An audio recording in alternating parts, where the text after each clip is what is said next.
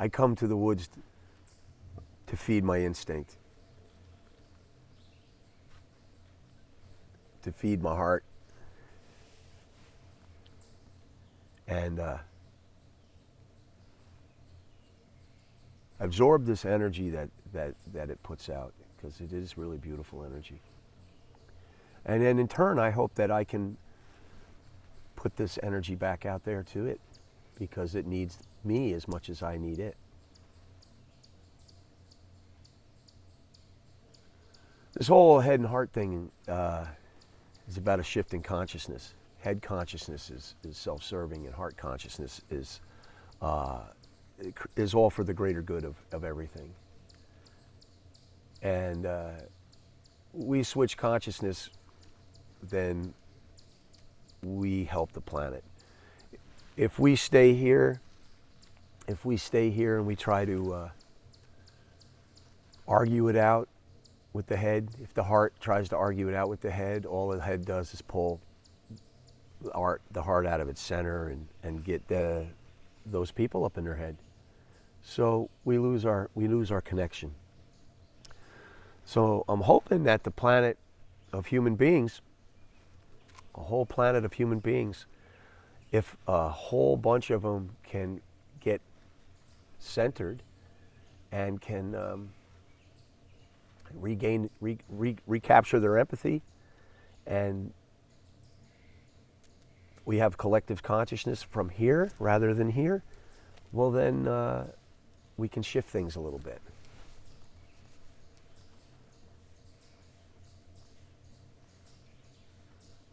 You know, we have these friends, we have these family, we call them pets. And even that consciousness is from here, that we are in control of everything. And Bodhi is her own being, she's our own person. And she's part of our family. And Bodhi's heart is huge.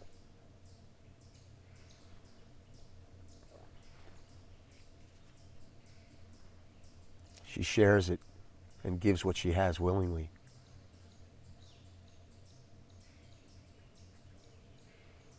She has no malice. She has no ego.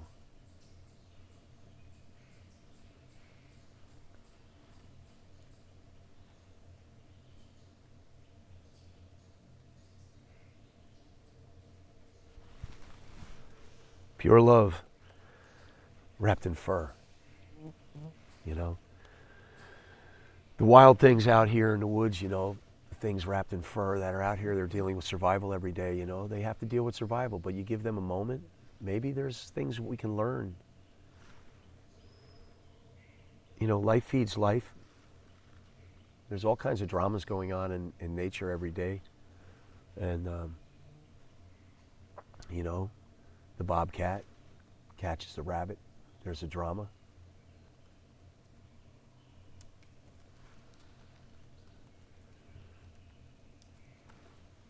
Maybe there's bobcat kits that are needing food and the mama has to have the rabbit, but the rabbit gets taken and leaves some bunnies, you know, back in a hole.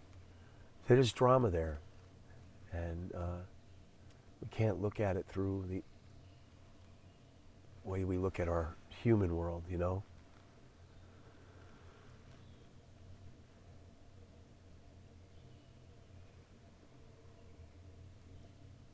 But there's beauty in survival, and there's you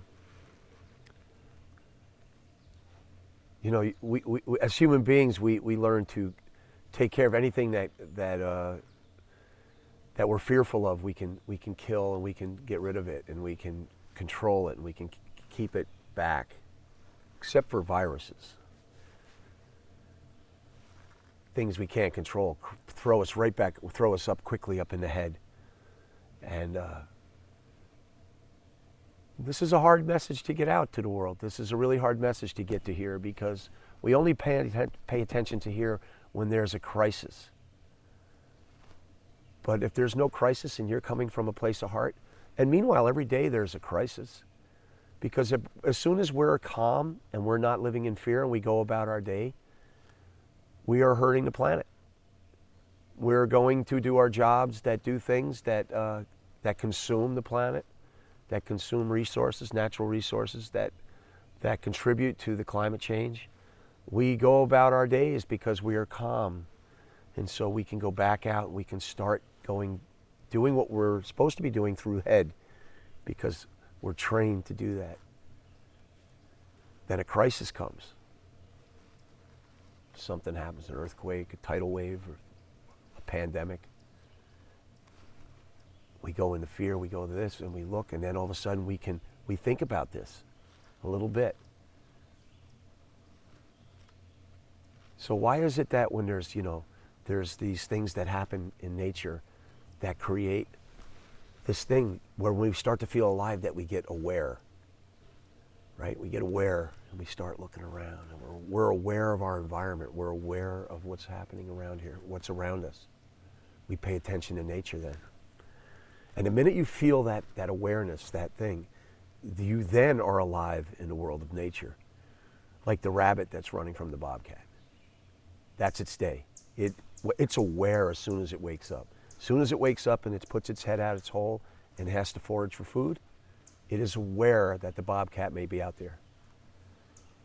And that is the way nature intended it to be, that we are aware of our moment. Every moment that you're in it, you are aware. And that consciousness, that instinct that you have is what gets you through.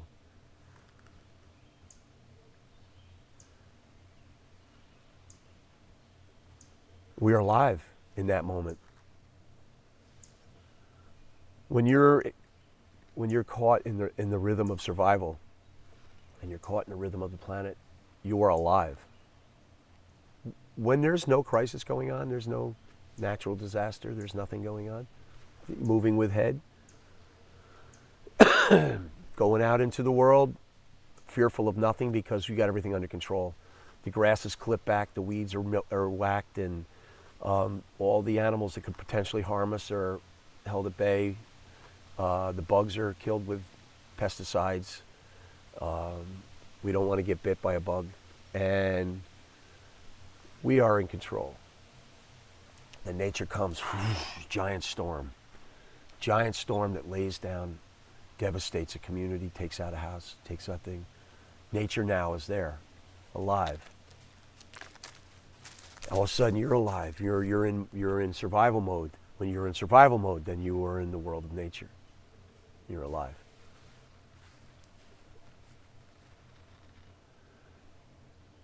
I'd rather go through my life having a moment where I feel alive every moment of my day than to be secure in the fact that I can go from now until I'm turned 65 and retire from my job and I can ride around in my RV because I've controlled everything around me and I have security. But when I leave this world, I have never lived.